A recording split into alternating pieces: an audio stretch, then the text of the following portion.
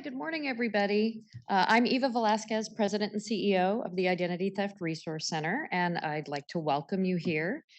For those of you who aren't familiar with us, the ITRC plays a key role in mitigating the damage of identity crimes by providing free recovery and risk minimization services to the public and by disseminating our research on victim impact, trends, and of course, data compromises.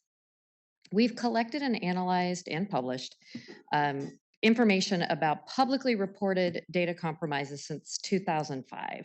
And while 2021 represented an all-time high for those compromises, 2022 was a rare plateau that's been after years of steady increases. Now, I won't get too much into the weeds here. That's going to be the role of our resident geek and the ITRC COO, James Lee. I'm just going to use my brief time here to remind folks that behind all of this compromised data that we're discussing, it actually belongs to someone, belongs to a person.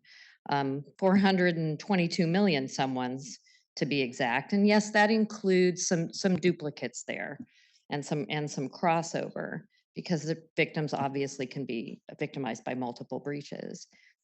But when we combined that number with the fact that notifications are becoming more and more opaque, and more opaque than they've ever been, again, James is going to show you the data on that, that's hundreds of millions of people who are left in the dark about what's happened to them, and more importantly, what they can actually do about it. So with that reminder about the human face of all of this data, I will turn it over to James Lee.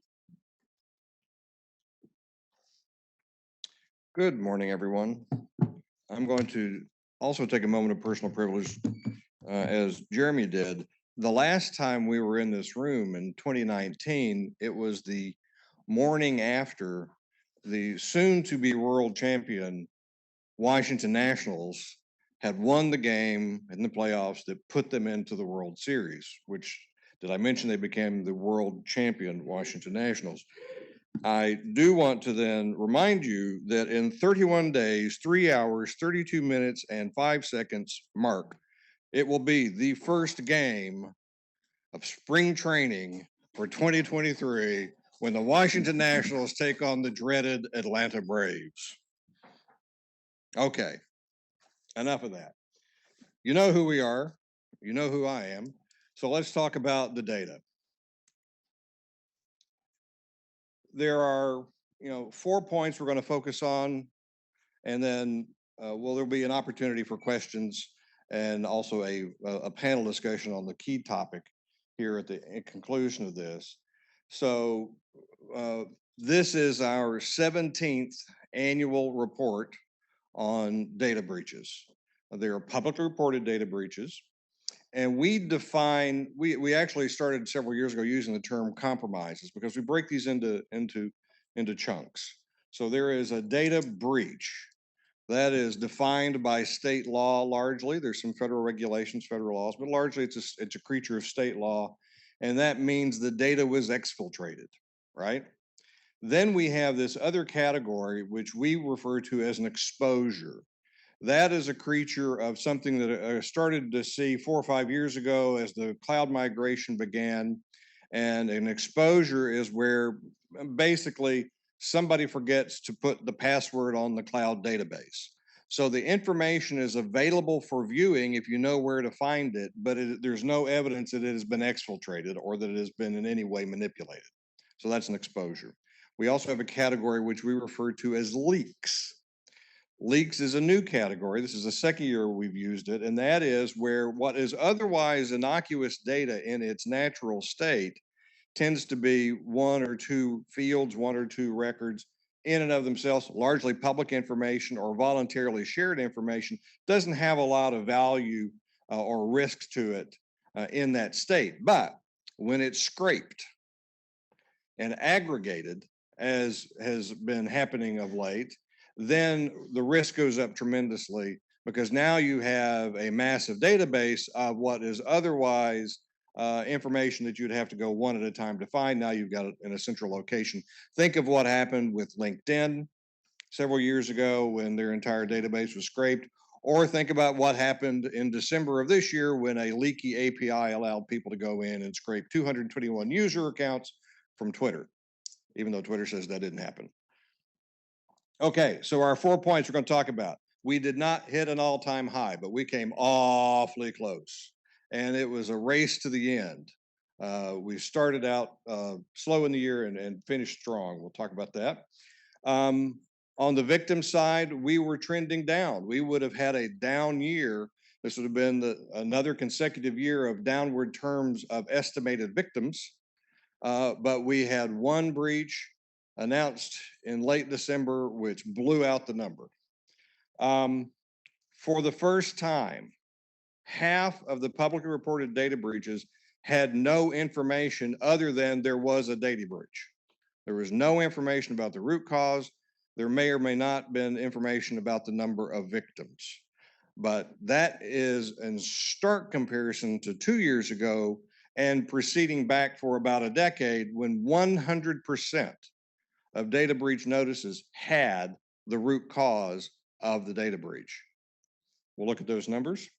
And then finally, we've seen supply chain attacks race ahead of malware attacks as a root cause. That's a new trend. Malware has been trending downward, and the lines finally crossed, with supply chain attacks now surpassing that. So here's the actual numbers.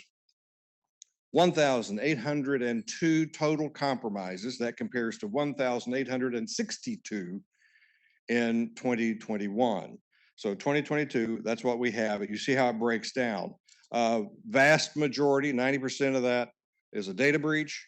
You have 18 exposures, so people are still forgetting to put that password on a cloud database, but not nearly as many as there have been historically. When that number would have been in the hundreds, now we're down to the 18, we're into the teens. So that is trending down, and we certainly have all the appearances that it's going to continue to trend down. And then we have a number of unknown. We just know there was a breach, we don't know why. That is separate and apart from not knowing the root cause. This is literally only a notice that said there was a compromise, but no other details. In terms of victims, there you see the number, 422 million. We would have been, but for the 221 million that are related to Twitter, and they had two breaches in the year, one in the early fall and then the one in December. Which of course they deny, although a number of security researchers have verified that it is a legitimate breach. We would have been down by 1/3 over last year's number of victims, which was roughly 198 million. So we would have been much lower than we were last year. Here's your eye chart for today. When you can see here the trend in the first part of the year on the left side of the slide. We did not see the acceleration we expected coming out of the record-breaking year of 2021. We thought we would see that trend line continue up, and it did for January. And then we had a strong March. So the first quarter was actually on a trajectory. It was our largest number of breaches in the first quarter in the history of this report. But then we also started to see the effect of the conflict in Ukraine. And we started to see the effect of the volatility in the cryptocurrency market. And as you can see there, particularly in the early summer months and even into July, lower number of data breaches being reported. But then everybody kind of got their footing. The cryptocurrency markets had bottomed out. The groups that were engaged in the conflict in Ukraine kind of handed off to the second tier groups who then rediscovered supply chain attacks. And we were off to the races for the rest of the year. In terms of victimization, you can see that the number of victims was relatively stable through the year. There were a couple of breaches, two as a matter of fact, that accounted for half of all of the victims during the year. One was AT&T and the other was Neopets. We'll talk about that in a second. But then you have Twitter come in December and blow out the number. And you can see there on the right side, the trend lines from the last several years, last year being the all-time high, going all the way back to 2005. Top 10 compromises last year. Number one, no question, with a bullet, as they used to say, Twitter, with 221, almost 222 million users. So obviously, there's not that many adults in the United States, but so there's going to be duplication. This is why we have started to use the term estimated victims. We do that for two reasons. One, there is no central repository of victims, so we can't tell how many individuals are victimized. Now, and a number of states do not require a victim count, so we don't also know what all breaches, what the impact is on individuals. So those two combined, we're starting to use the term estimated victims, and generally they're going to be higher than what is reported. Neopets I mentioned. Anybody remember Neopets? Okay, some of you may have played with them. Some of you had children, I'm sure, that did play with them. Who knew they were still around? But they were, and 69 million people, including a lot of people who are now adults who played with them when they were children, had their information compromised. AT&T is another one I want to highlight, just because AT&T was the other big chunk kind of data breach in terms of victimization. AT&T says, not me. Yes, it's our data, but not me.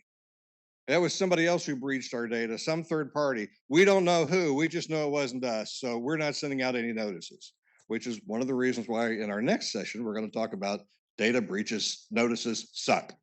And that's one of the reasons why. And then you see then we were relatively consistent, with the top 10 being somewhere in that 3 million victimization range. A lot of in healthcare in particular, so receivable performance management, eye care leaders, and Advocate Aurora Health, all third-party supply chain breaches. So we'll talk more about supply chain in a second. What did they steal when they did steal something? Names, a lot of names. Full social security numbers, dates of birth, home address, driver's license. Continuing to see a lot of interest in driver's license as driver's license become more of a standard and identity proofing and a variety of both account setup as well as account authorization. Supply chain attacks on the rise. So for the last 4 or 5 years, we have seen malware dropping down. We also saw the rise in ransomware. Ransomware was kind of headed toward number one. Phishing has been the number one for the last 10 years. We saw ransomware closing in on that. Then, as we talked about, there was the sort of the plateau to a slight decline in ransomware, and apparently ransomware payments were down last year for all the reasons we've talked about. But sneaking up behind all that was this reduction in malware attacks, malware-based attacks, and the increase in supply chain attacks, which when you think about it, and I'm sure everybody in this room knows, it makes sense when you think about it. Why, even as a cyber criminal, would I attack 100 companies when I can attack one company and get the information of 100 companies? And that's what we saw accelerate last year, to the point where we had 40% more supply chain attacks than malware attacks. And when we're talking about raw numbers, that's 118 supply chain attacks impacting 1,700 entities. There were only 70 malware attacks. So 118 versus 70. And there have been, in the first 3 weeks of this month, 0 malware attacks. That's not something we've seen in the past. So malware continued to trend down, supply chains going up, particularly in industries where there are a lot of small vendors who have access to a lot of big company data. That's why we saw so many entities. In a normal year, we would see somewhere in 75 to 80 supply chain attacks, and they would be impacting 300 to 400 entities in total. This year, 1,700 entities impact by 118 supply chain attacks. We've already had more supply chain attacks reported this year. So since the first of the year, we're already seeing more. So I think it's fairly safe to say, barring any unforeseen event, we're going to see this trend continue with supply chain going up, malware continuing to decline. The one thing on malware I will say, what we have seen in a replacement of threat actors exploiting known and zero-day web application vulnerabilities, shifting to APIs, because APIs are everywhere. They're very simple code. There's very little security with APIs, and you're beginning to see APIs exploited as a way of gaining access into systems, and in particular into the data behind those systems. So keep an eye on API vulnerabilities. Okay, here's the one that I really want to rail on. Public data breach notices. 66% did not include information about the root cause of the attack, which led to the breach, or any victim details. That means 34% did. But that's not enough when you think of there were 1,800 compromises where people were put at risk because their data has been exposed, and we don't know why in 2/3 of those instances. And this is not an instance of where the attack was so new that they did not have time to forensically understand and report it. It's a willful decision to not report information about what happened that led to the breach. That is the first time we've ever seen that. So on the left side of your screen, you'll see for the last 5 years, the rates of what was the root cause of the attack. 98%, 100%, 100%, 93% in 2021. That number, that 93%, represents the beginning of the trend which accelerated in 2022. That represents that drop, that 7% drop is Q4 2021. Up until that point, 100% of data breach notices included the root cause of the attack. You'll also see the victim details. Now, victim details are a little more elusive, and victim details are not mandated. Neither are the root cause of mandated by law, but some states do mandate victim totals. And in fact, Maryland just added that to their state data breach law. But you'll see there, we still had a significant drop from 2019, where we had 78%, 72%, to now in 2022, where we had 34% revealing the number of victims. Almost all of those notices are in states where it was mandated that the victim count be included. So what's going on? We're going to talk about this more in the panel, but I'll preview a little bit. And that is simply, we've had a number of things occur. One is we've had a number of federal court decisions at the appeals court level. There's a split in the circuits where some of the circuit courts are saying you must have actual harm to be able to file a lawsuit, to have standing to file a lawsuit after a data breach. Others say, no, it is the risk of harm is all you need. As a result, we're now seeing data breach notices not include information, because who wants to have discovery through news release or through data breach notice? So they're not, if they're not required to include the information, they're not doing it so they can avoid litigation.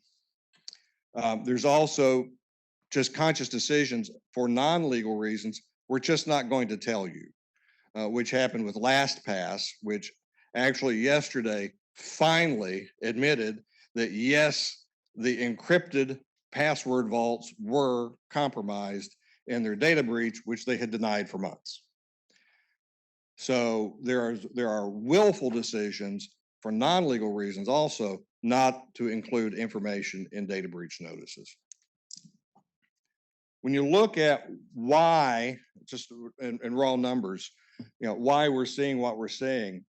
So on the left-hand side of the slide, you'll see these are cyber attacks at the top. So phishing, smishing, business email compromise is the largest number of known root causes. 461 of the data breaches, ransomware 276, then you drop down to malware 70, and then you get into the cats and the dogs all the way down. But then the largest single number is not specified. 727 of the 1,595 compromises, these were cyber attacks, did not have the root cause. Then we go into our other category, which is system and human errors. We see that failure to configure cloud security, you can see that has steadily come down. We still have people who are mailing or emailing files that they shouldn't. So that still happens. There were 55 of those last year, but you can still see that we're low level in terms of volume. Misconfigured firewall was a big deal last year. We hadn't seen that for a while. Lost device or document, 6, and then other, but not specified 19. Not nearly as many as not specified for cyber attacks. When we think about system and human errors versus cyber attacks, when the California data breach law was passed in 2003, it was not passed because of cyber attacks. It was passed because of this category, system and human errors and physical attacks. The data breach law in California and all the data breach laws that followed were designed to prevent the loss of physical objects, magnetic tapes and transfer, USB drives, laptops left at the TSA station as you go through the airport, physical documents. Dumpster diving was still a big deal up until about 2010. That was still the primary cause of data breaches, was loss of paper, loss of some physical medium. We've now flipped that to where now cyber attacks are the primary cause of all data breaches. Physical attacks are even far fewer than even the system and human errors that you see. They do still happen. Improper disposal. The biggest one this year was documents found in a storage unit from a company that went bankrupt. So documents that were supposedly been destroyed, and oh, lo and behold, they hadn't been. And then they found them. So we still do see those things. And then you see data leaks. We had this was put together before we actually found out Twitter was a data leak through the API. So we had one data leak last year. Let's look again at this concept of the number of victims. And with all due respect to my friends in the media in the room, a lot of the times the shiny object is the number of victims. That is not necessarily what you need to look at when you're trying to assess the risk of any particular data breach. We've been working for a number of years now. It was first with a company that was acquired by Sontiq. Now Sontiq has been acquired by TransUnion. So to develop a risk score based on the actual data attributes. So what is the data that was exposed? What is the relative risk of that data? And then come up with a risk score. So rather than use the analog of victims, let's use the data. And you see here the relative score based on that kind of an approach. So the higher the number, the higher the risk. And think of it this way, if you see a 1, you don't have to set your hair on fire, but you need to pay attention to it. If you see a 7, you should get out the matches. And that was one because that had healthcare information, it had social security information, it had physical descriptions. There was a lot of really nasty data that in the hands of a threat actor could be used to impersonate someone very convincingly. So that's a level 7. But here's my point. If we don't have the information about the root cause of the breach and the data that was exposed during the breach, we cannot adequately assess the risk. And that creates risk not just for the individual, but it creates risks for other businesses who need to protect themselves against similar attacks. So the lack of information is generating harm if this continues. And this is sort of the one way of quantifying that. Um, Shameless commercial part of the program. To help address this, this being this lack of information sharing on data breaches, we last year launched a free service for consumers where you could come to the ITRC, you could say, I have 5 companies that are important to me, and create an alert where if that one of those companies actually has a data breach entered into the database, you'll receive an email alert from us.